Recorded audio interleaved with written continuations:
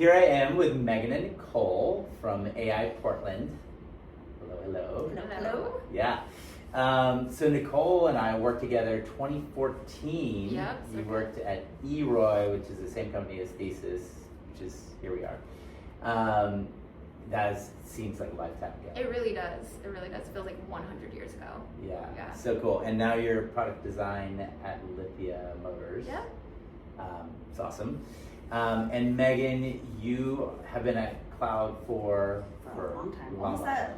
Yeah, It's been a long time.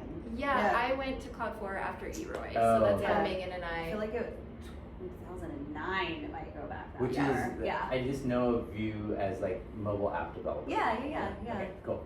Mm-hmm. So you met there and became besties, all that stuff.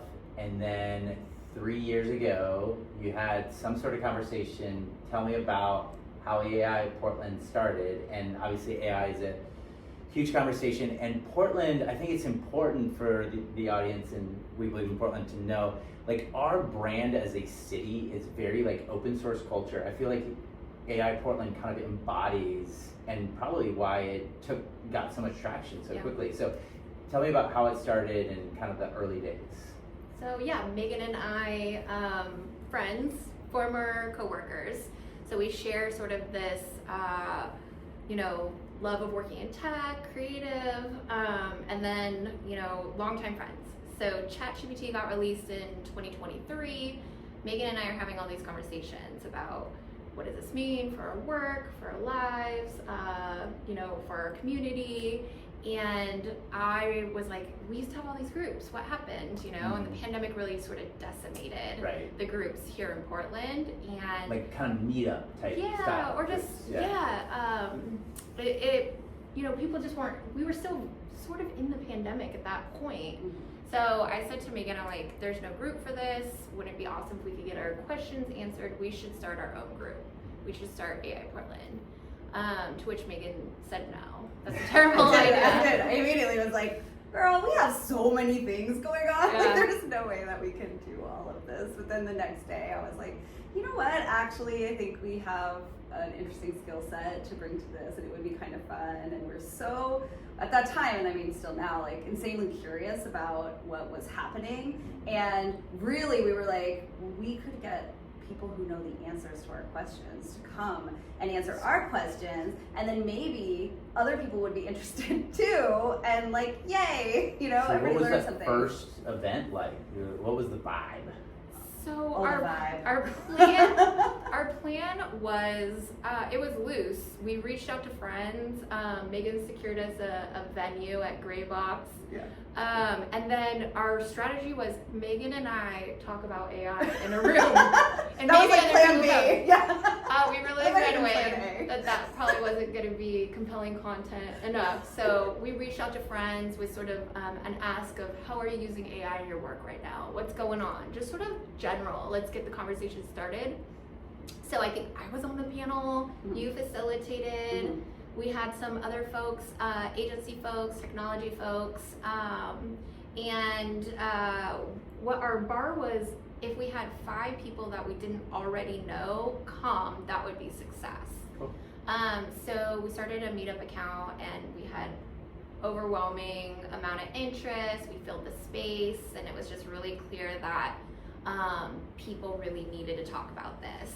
There's just a lot. We're talking like 75 people? Or Yeah. Oh, yeah. I think our wait list was 150 Whoa. people. Yeah. Okay. Yeah. Right out of the chute. Yes. So we had those 5 people. As people were arriving, we had the 5 people we didn't know before it started, and we were like, sweet, okay, like success. Yeah. But we also learned, so there definitely was a ton of need to talk about AI, but we also saw that there was a need for people to get together. Like, there was a vibe. You asked about the vibe. There definitely was a vibe of discomfort being together in person, right? Mm-hmm. People seemed like they didn't exactly remember how to network or how to like go up to a stranger and just like talk to them. And after that first event, we saw that like beyond just talking about AI and innovation and doing things like the Portland way, we also could make an impact on just creating opportunities for people to connect and like all those magical things that happen when people get together and share their ideas. And So tell me, we had coffee a couple weeks ago, and I was so intrigued by like the spectrum of like a ton of fear, and of course the ultimate fear is robots take over the world, and robots are powered by AI, and they're all that stuff.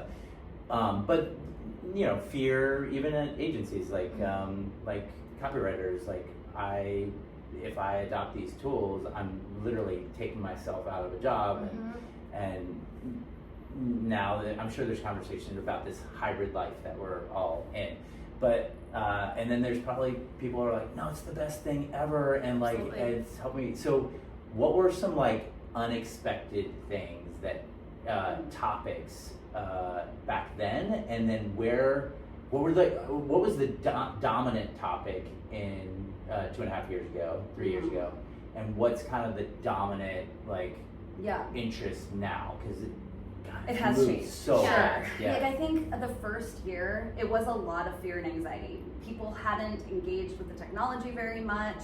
It was kind of like a closet monster, right? It's like super scary, and then you start to shine light on it and maybe it's a little less scary. And so I think our first year was a lot of like sort of shining that light, trying to understand the limits of the technology. It feels like this year the conversation is definitely more practical, would you say? Yeah. Like teams are now like, all right, this tech is here, right? It's actually happening.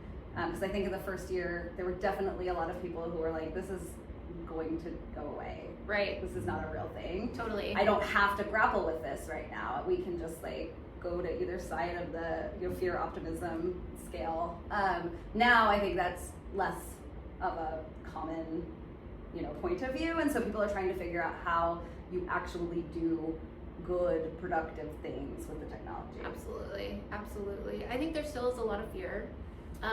People are also, we live in the Pacific Northwest, they care about the environment. There's still all sorts of concerns in that regard as well. I just think that the conversations we're having now are just like a little bit more nuanced than they were before. Before it was like all good, all bad, and now people are like, well, there's going to be a place for it in all aspects. And what is your selfish motivation around the learning that you two want to have in AI, because now you are deemed the experts? So like why, like it's a nonprofit, you do a ton of grunt work, it's super like you're not getting a lot of thanks for it, it's all behind the scenes, so like why put up with all of that if what's the upside for you two? So I think right away we realized we needed to help people, but we also wanted to do our part to help Portland. Like the Portland part of AI Portland is just as important, if not more important than the AI part, right? We decided everybody wanted to meet virtually. That was like a big ask of ours, but right away we're like, nope, in person in Portland. So getting people back out to venues around town, having social events where we bring people to local businesses, partnering with local businesses, just doing it's a very small part, but our own little part to help revitalize the city. So I think that's been a selfish 100%. I mean, I think we discovered that pretty early on, and I think for both of us it's really meaningful. I think I want to personally, making connections for people is one of the things that just makes me so happy when I'm able to connect to really cool people, and then I find out that they met and they did something together. I'm like, like that's just really cool. We've facilitated, through making connections or even just having events, people getting jobs. Like they come to us and they're like, I got my job, or I started working with a startup, or whatever opportunity came out of it. It's just so cool. Those are the most, I think, fulfilling moments for me. Yeah, agree. All right, so I like this Portland level thinking. How can Portland compete with other regions on the AI front when obviously Bay Area, Seattle with Microsoft, I think SpaceX is in Texas now, what have you, and